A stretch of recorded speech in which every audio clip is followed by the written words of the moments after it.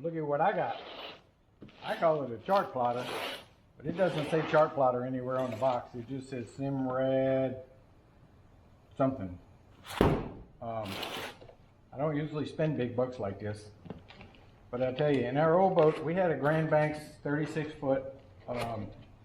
It weighed 27,000 pounds. It was all wood and had 2 diesel engines, and we'd cruise all over the place, sometimes 3-day trips.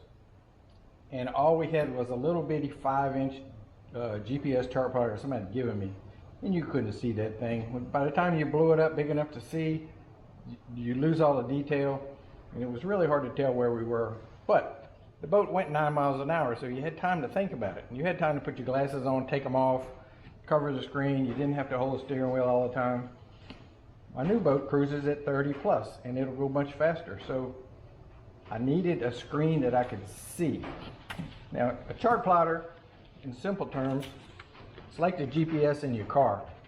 It puts the boat, it plots the boat on a chart, and a chart is like a map, and it tells you where you are, but it has so much other information like depth and what all the little red cones and black and white cones and all the flashing light details and everything. So this thing is beautiful, and it's not like something I would typically buy myself, but I did, so it's done. So we're gonna put it in the boat today, at least the physical part, which is fairly simple. So I would like to put it in the boat today, which involves cutting a big old hole in the console and just putting it in. That's not that hard.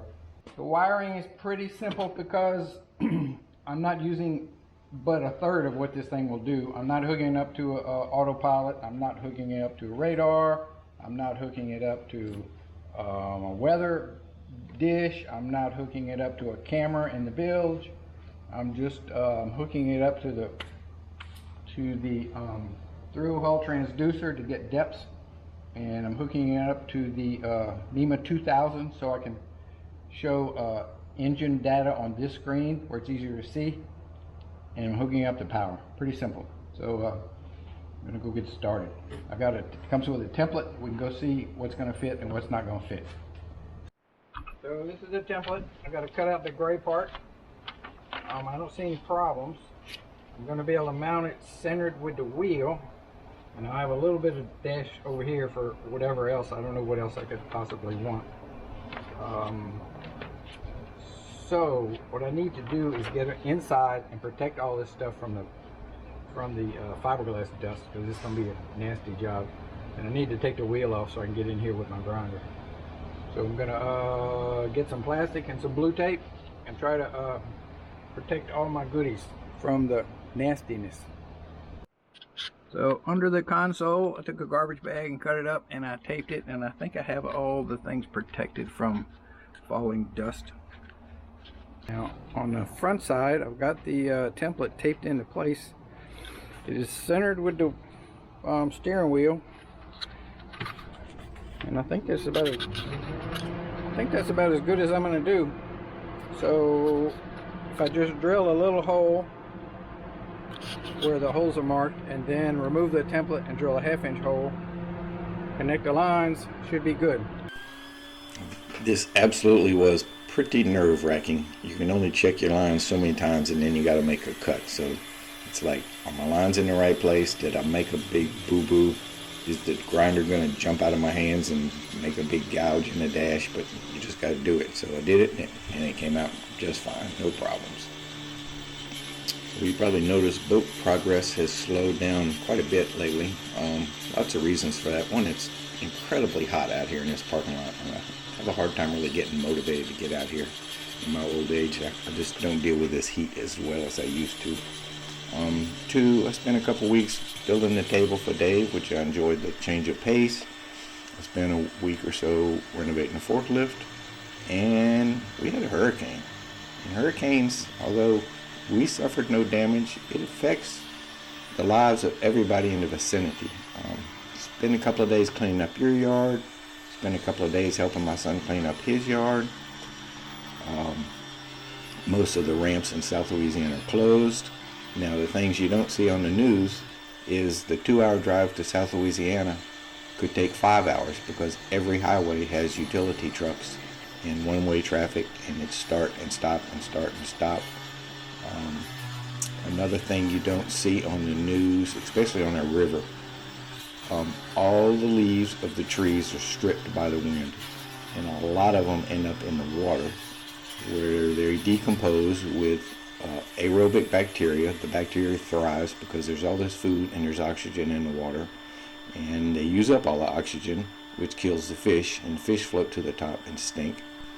Then the anaerobic bacteria take over, where the aerobic bacteria die off, and they give off, they live without oxygen, but they give off hydrogen sulfide, and they turn the water black, and it's just super stinky. So we went boating once, it just wasn't pleasant. Weather is now turning a little cooler, so we're looking forward to getting back on the water, and the water's clean, and some of the roads are more passable in South Louisiana, so let's go boating. Well, it didn't fit first time, but after just touching the sides a few times with the grinder, it's in there and it's like perfect. So I'm gonna take it back out. I'm gonna get the garden hose. I'm gonna hose the back end of the boat down because there's just dust everywhere. Get everything clean, and then go read the corrections and try to figure out exactly how they want this thing bolted in. I know there's a gasket that comes with it, but I'm not sure what other hardware will come with it. But good stuff. The unit comes with a gasket, a self-stick gasket, which I put on the back. It comes with screws.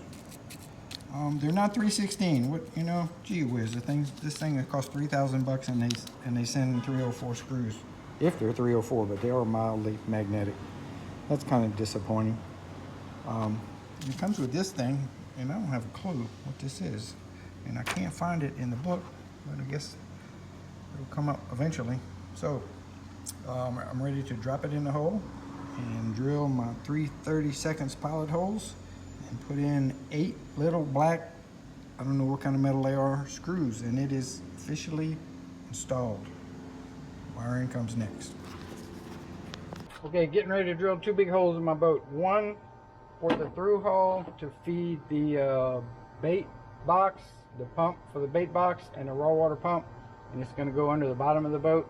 It used to come out the back, but this is going to go into the bottom, and since it's coming from the bottom, I went with a stainless steel fitting in case I run over a rock or something. I don't want it to shear off.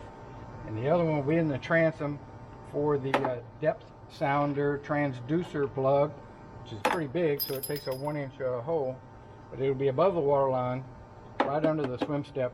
It just won't be very much above the water line, so I'll have to seal it pretty well, because otherwise the following wave will let water in. So I'm going to start drilling. The transducer is mounted, pretty simple, just a couple of screws into the transom. And I drilled the big hole and pulled the wire through, and then I have a big hole with a little wire, so I wrapped it with this black spongy rubber and shoved it in there, and now I've got one of these little rain caps, and I've got it full of caulk, and I've got some caulk under the wire. So I'm hoping this will make it waterproof, keep water from getting up into the transom when I get a following wave. It is above the water line, but it is in a splash zone for sure.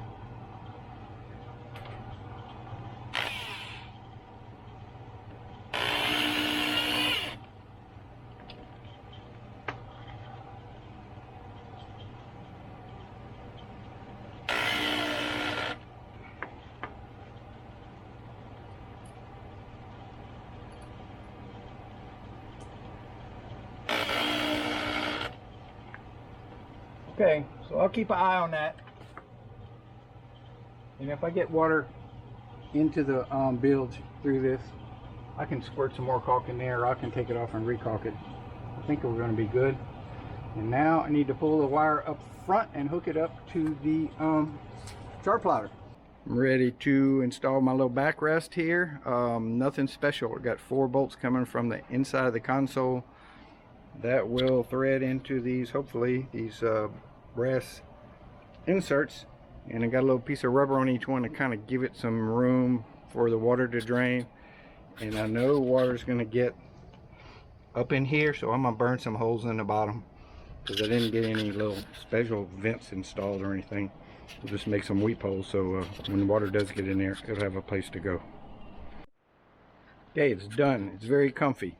It makes the old igloo top look a little dingy because it's not new, but I'm happy with it. Got a little crack in the back where water can run down, and I'm heating up my soldering iron.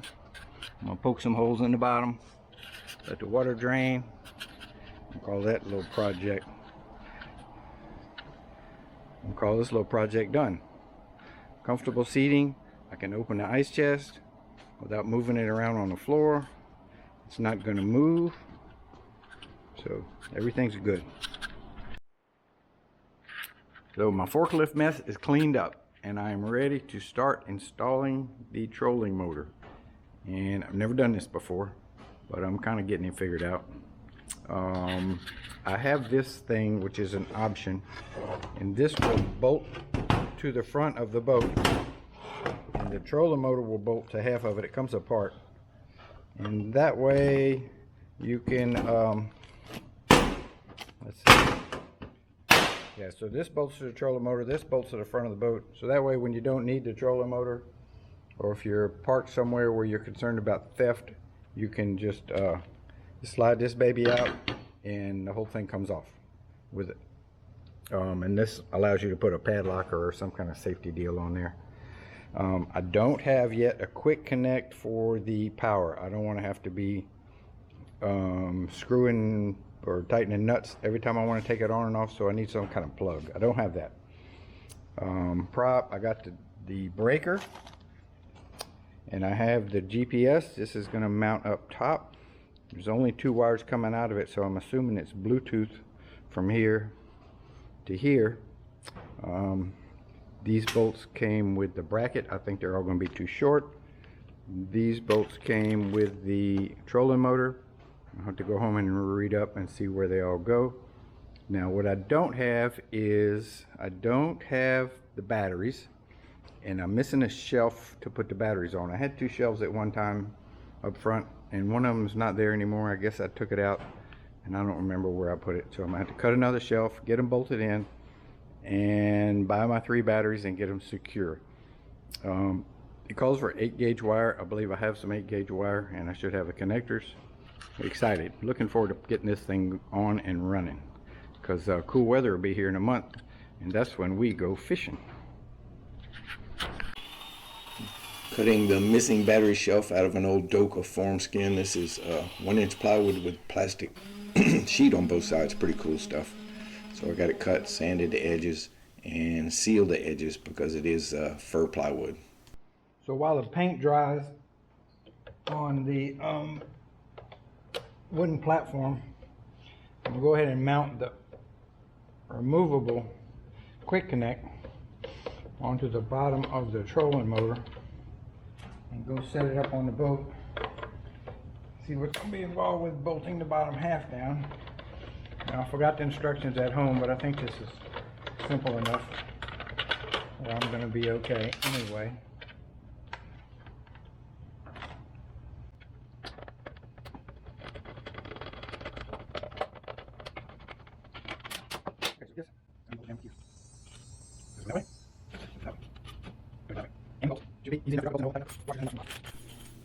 So bolting it down is really straightforward, but there's really not a whole lot of room to get the nuts and the lock washers up underneath there.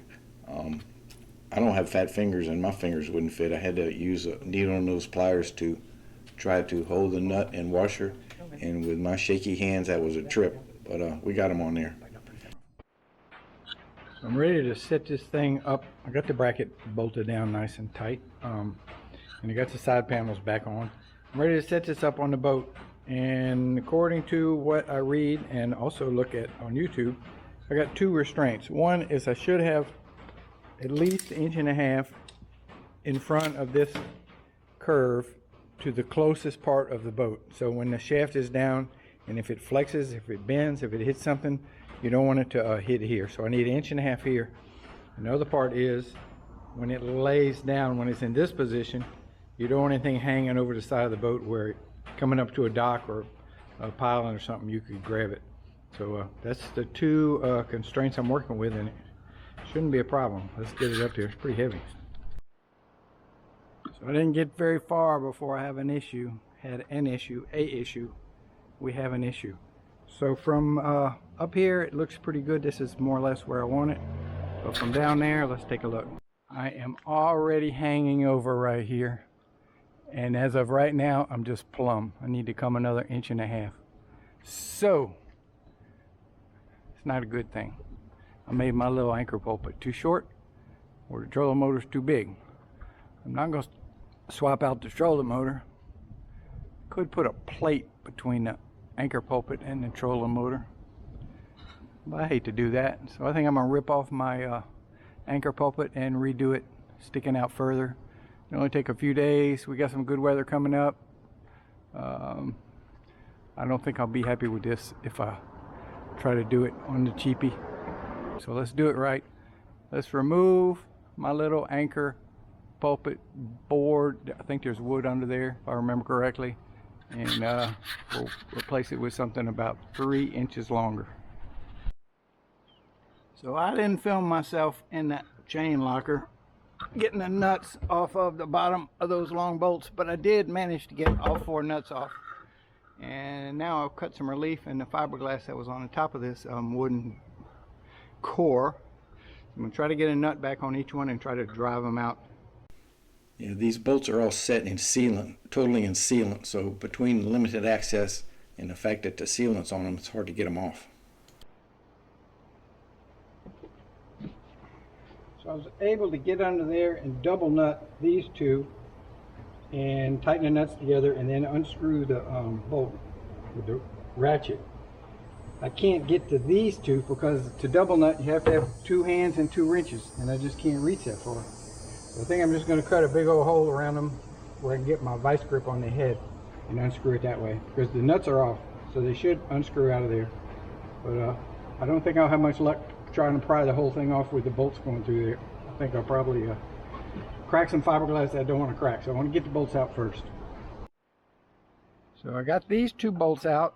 I chiseling an ugly hole and grabbing them with the vice grips and unscrewing them. And then I cut the front off with the skill saw so I could get the grinder in here and grind this glass. And then I used a wedge and some screwdrivers, and it's coming loose. It's still kind of stuck, but I'm gonna go get the crowbar and it's coming out of there real quick like. And I'm whooped. I've been out in the sun, and this was a long run day this morning. I'm a whoop puppy, so when I get this off of here, I'm gonna shut her down for the day. So I got a pattern for the new one. It just needs to be 3 inches longer. And when I made this one, I made the wooden plug and I glassed it, and then I glassed it to the boat, and I don't think I'm gonna glass it to the boat again. It's made for all kind of weird corners that I had a hard time making pretty. So I'm just gonna glass this separately. I'm gonna glass the front of the boat back and repair all the damage. And I'm just gonna set this in caulk like an independent bolt-on piece, and it should be more than adequate. So my original anchor pulpit was made out of a wood called Yacal, Y-A-C-A-L. It's all from a boat I cut up years ago. It is like bulletproof stuff, and I have enough to laminate the new anchor pulpit that's 3 inches longer. I have planed the sides so I can get a good glue joint, and I'll glue it all up, and then it's less than 15 inches, so I can run the whole thing through the surface planer when I'm done and make it real easy, and then cut it to shape and around the corners, and then we'll glass it. And the glassing is not so much for strength, it's to just keep it the paint pretty over the years, because the wood moves a little bit. So I'm getting ready to mix up some epoxy and glue up my second anchor pulpit. Longer, 3 inches longer. Okay, we got a plug all glued together, fresh off the clamps.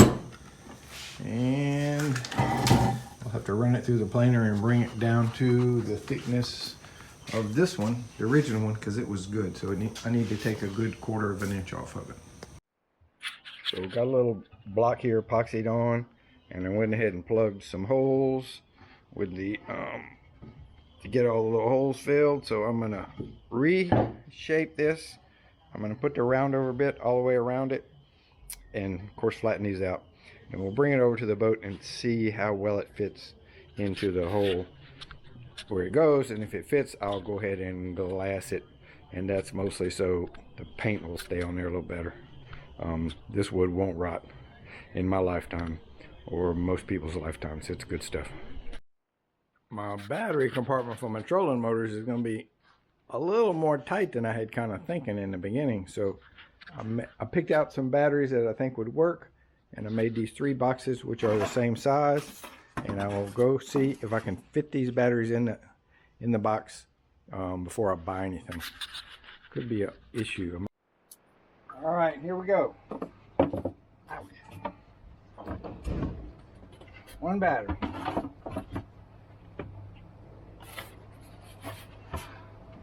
Oh yeah, it's gonna work. 2 batteries. Oh, boy, is it close. 3 batteries. There. All right, it'll work. It's tight, man. So because I had actually glassed the last anchor pulpit into place, I did some damage to the glass trying to cut it off. So cutting back the old raggedy stuff, and I had a layer of that blue epoxy that I kind of use as bedding compound. Getting rid of some of that, although it's held up fine. But I do have some repairs to make before I can put the new anchor pulpit back into place, and got to make the repairs and then ferret and paint it. So it's going to take me a few days to get this right. So lots of grinding. I've removed most of that blue filler and kind of cleaned up some of the cracked edges. I'm going to start putting this back together. Doesn't have to be a particular size because I can shape the new wood to fit it. So it shouldn't be hard at all. So we picked up 3 new batteries for the trolling motor. I'm not 100% sure they're going to fit, literally physically fit. So we've got to try them out. If not, the guy said I can bring them right back and swap them. These are size 27, group 27, and he's got 3 group 24s that are a little smaller. So we're going to check them out and see if they fit. So I ended up buying a different brand of battery. They're still group 27, but they're just a little bit bigger. So I really didn't know if they were going to fit. In hindsight, a bigger hatch would have been a nice thing here. I was trying to minimize hatch sizes, but maybe a couple inches bigger each way would have made my life a little easier here. Got 2 more goodies in the mail just now. This T will allow me to tie this cable and tie the engine NEMA 2000 into the chart plotter NEMA 2000 plug, so I can read all my engine information on the chart plotter. So it's not something you have to have, but it's kind of convenient. Instead of looking at the little engine gauge, you could have a column off to the side of the chart plotter with your miles per hour. Well, no, not miles per hour. Miles per gallon or gallons per hour, and engine temperature and all that kind of stuff. So that should finish up that. And I got this plug. This is a little plug for the trolling motor, so you can just plug it in and out when you want to remove it instead of having to screw the terminals onto a battery or something. So this will be a lot of work because I'm gonna have to fish a wire from underneath the console where the disconnect switch will be up to somewhere up in the front. I'm gonna go mess with this right now. So just drill that hole into my little pan because I don't have any more room for the wires to come up. I kind of wish in the beginning I would have put the battery in the middle. I could have drilled holes on both ends of this board, but I didn't, and I'm not going to change it now. So I drilled a hole there, and that is for the wires coming from the trolling motor to the disconnect, or from the batteries to the disconnect. I'm going to fish a wire and try to figure out how long the permanent wires need to be. Fish this little green pull wire through the conduit that runs under the floor. That's what this bump is for, and it comes up right here. And then this wire will go up front for the plug, so it's 4 feet too short. If I get a wire that's 4 feet longer, I'll be set. And then that wire goes through a hole in the back here to the console. And it'll come up here and go to the disconnect, which I don't know exactly where it is, but this ought to be plenty. So I'll pull this green wire back out and use it as a measuring device. And my hot wire needs to be 4 feet longer than this, and it'll go from the disconnect to the trolling motor. Now there'll also be a ground wire But it will only go from the battery box to the trolling motor, so it's a little bit shorter. I guess I probably should mark that too. So, go find some wire. The specifications call for number 8 wire for the length and the amperage it's pulling. And I have number 6 wire, which is one size bigger, so I'm going to use number 6. Pull it in there. I'm ready to pull. So I got my wire, and I got what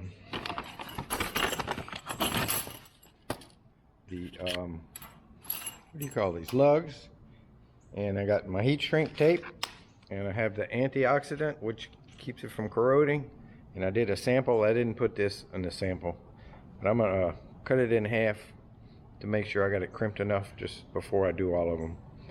See what it looks like on the inside. Okay, so I think it looks pretty good. I could have possibly, well, obviously I could have shoved it up in there a little further.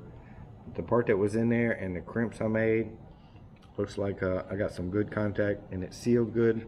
And these lugs are not open-ended, they're sealed on the end, so moisture can't get into the end of it. So if it's sealed here with the heat shrink, and I got the Pookie on it, it's like forever. I got my 3 batteries, 12.6 volts each. I got a negative terminal here, and the negative wire goes straight out, and I got positive to negative, so that makes 24 volts here, and then I have positive to negative, so that should make 36 volts here. Let's give it a shot to make sure. And I got 37.9, so that's good. And those wires go up front, so I should have the same voltage at the end of these 2 wires. One with the blue tape is hot, so tester on the hot, the tester on the negative. 37.9. Okay, so I got power to here with the trolling motor. Now it doesn't come straight here. The positive goes up under the console. So the positive goes under the console to this breaker and then back. So there's a breaker. I'm a little disappointed it doesn't appear that I can use the breaker as a switch. Most of the big breakers I bought, there's a red button and you can turn it off. So as of right now, I don't have any way to turn this power off, and I'm not too happy about that. But let me muddle through for a while and see what I can figure out. So I can tidy all this up and put the floor panel back in and vacuum all that dust from the other day when I drilled a hole. So good progress, moving forward.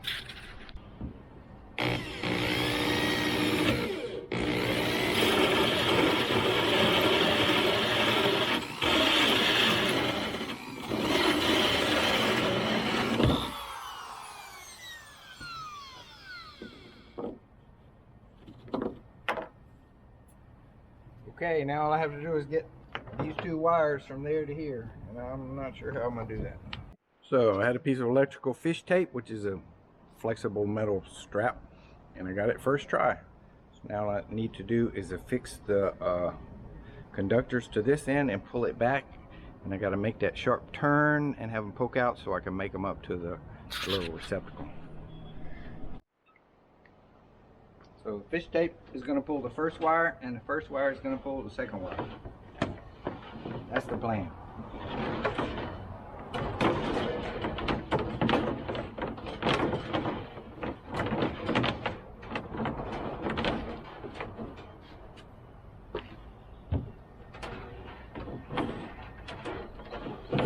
Oh, that was like way too easy.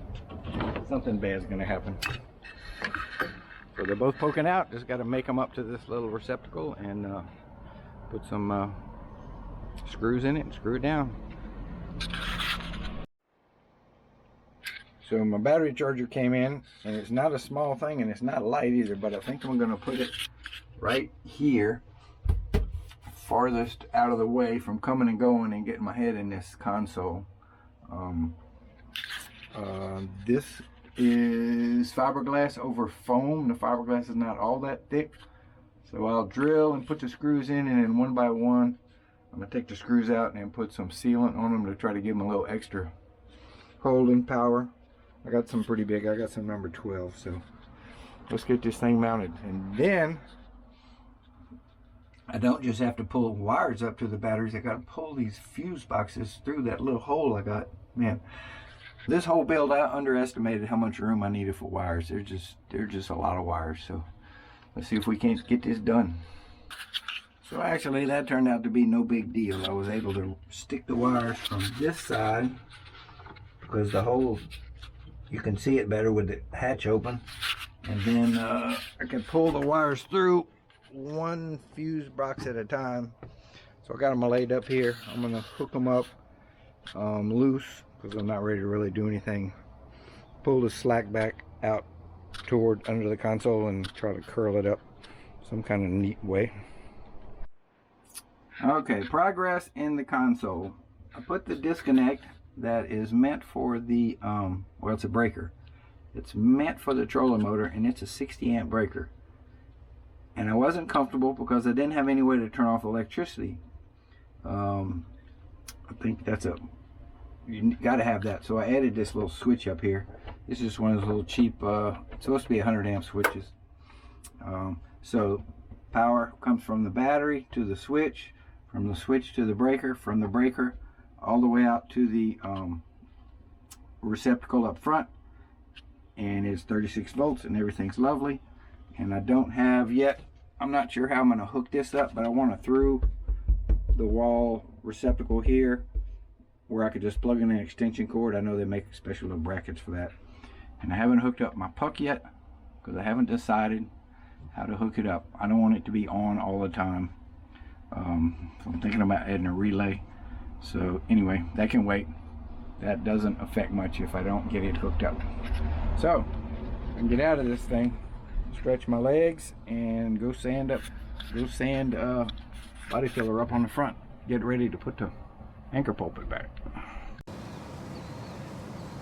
The GPS is mounted on the roof. I need to put some sealant on here, kind of fasten that down. And the wire comes under here and goes through the T-top tube, through this one, into the console. Now the question is, what do I hook it up to? I can't hook it up to the switch that powers the trolling motor because that's 36 volts and this GPS is 12. I could hook it up to the main battery switch, but then it would always be on if the battery was on. I could hook it up to the ignition switch, but that's kind of backwards because usually the engine is off when the trolling motor is on. I do have two extra switches here. Seems kind of like overkill to put that thing on a switch, but I might have to do that. Or I could put a little relay on the battery switch going to the trolling motor, so the 36 volts would send a signal to turn on 12 volts. I might do that. I found this on the internet for $8. It's a 36 volt relay, so I'm going to use the 36 volts that head up to the trolling motor to turn on a 12 volt circuit to power up the little puck that's on the roof. This is perfect. It's a solid state. There's nothing to go wrong. There's no moving parts. I just got to figure out how to wire it. So the trolling motor wiring is 100% complete. The battery charger is here, and it plugs into this little plug that goes through here, so I don't have to have a cord hanging out the door, which is just kind of a luxury item. I installed a disconnect so that I don't have to worry about not being able to turn the thing off. If it goes crazy and heads us toward a jetty, I can come in here and just turn it off. Boom. With a 36 volt relay, which is this little thing right here, and it sounds complicated, but it's not. So when you turn on the 36 volt power, you can probably hear it clicking. All that relay does is close the switch between the 12 volt and the puck on the roof. The puck on the roof needed 12 volt, not 36. So it's just a way to do it. And then when I turn the trolling motor off, there's no voltage going up to the roof. Probably something I didn't need to worry about, but I didn't like having it on all the time. So We are through with wiring and the trolling motor is finished, and I need to explain the puck on the roof, which I call the GPS, which it's not. So first side sealed with epoxy and then covered with a layer of glass. I think this is 6 ounce, pretty thin. And when this cures up, we'll flip it over and do the bottom and the edges again, and then get it cleaned up, paint it, and get it on back on the boat so I can mount my trolling motor. So it's been a while, but I got this is ready for paint. Needs to be washed, and up front I am ready for paint. Got it sanded as well as I'm gonna sand it, so it just needs to be scrubbed. And I got some paint touch up in there to do, so I'm gonna first thing this morning I'm gonna scrub the boat with soap and water and let it dry. And while it's drying, I have posts in my truck, and I'm gonna build a shed for my boat, keep the sun off of it, some of the rain. So new project getting ready to start here as soon as I wash the boat and clean it up.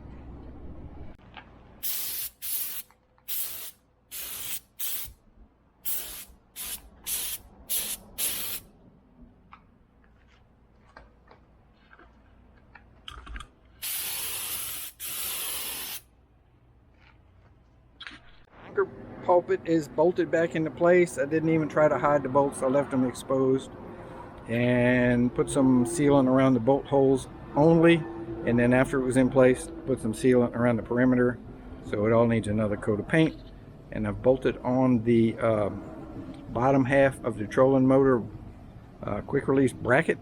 So let's get the trolling motor out here and let's see if it fits. Okay, way past time to wrap this video up. The quick release attachment is on the front of the boat, and I'm going to carry the trolling motor out there and see if it fits. And I can't really run it not in the water. I can't even stand it up because it hits the trailer. So we'll wrap this video up if it fits, and I think it should, and we'll put it back in here for safekeeping. And Thursday we're taking a boat trip, so I'll put it back on and we'll test her out. Maybe I'll get a little video from there.